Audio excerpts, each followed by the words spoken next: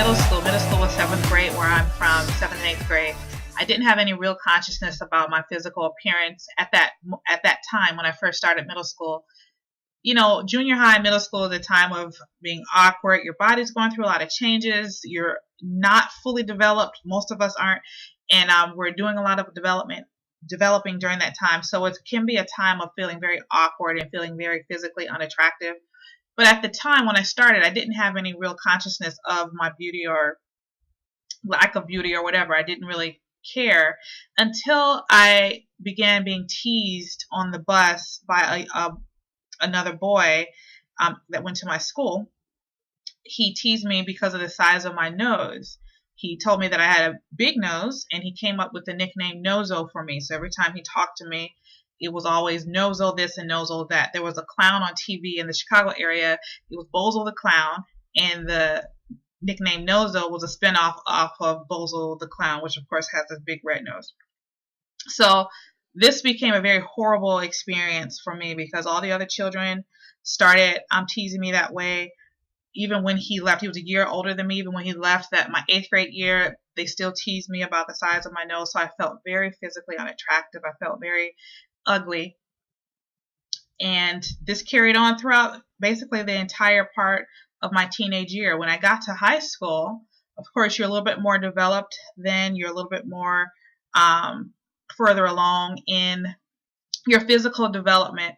The same young man started asking me out, which I thought was very weird because he made me feel like he thought I was hideous when I was in middle school. And of course, he had no chance on taking me out because I had no interest in this young man because he caused me so much pain in middle school.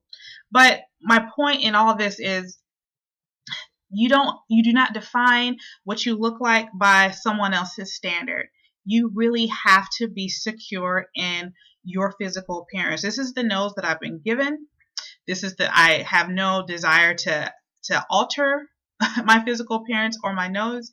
And the nose that I have contributes to what I believe is physical beauty for myself. And it is what it is, and I have to be satisfied with it, and I have to be secure about it. Something funny that even after when I was an adult, and even after all this happened, this was still an area of insecurity for me. And I remember telling this to my husband, and when I was telling him, he was looking at me like, I don't even understand what you're talking about. And he told me, I have never looked at you or looked at your face or your nose, and I've never seen anything but beauty.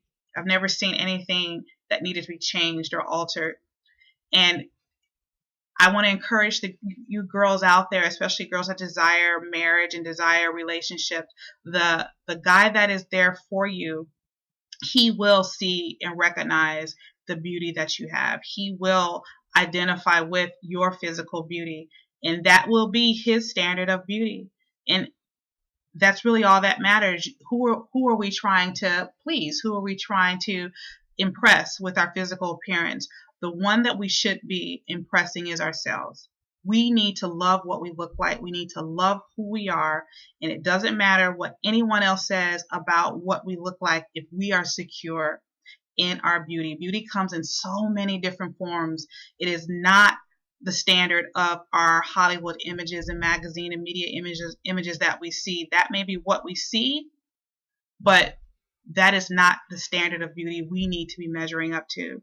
We all look different. We all have different features, different shapes, different sizes, and that is not by accident. That was very intentional. And whatever size, shape, color, form that we come in, we've got to love who we are first before anyone else can look at us and love who we are.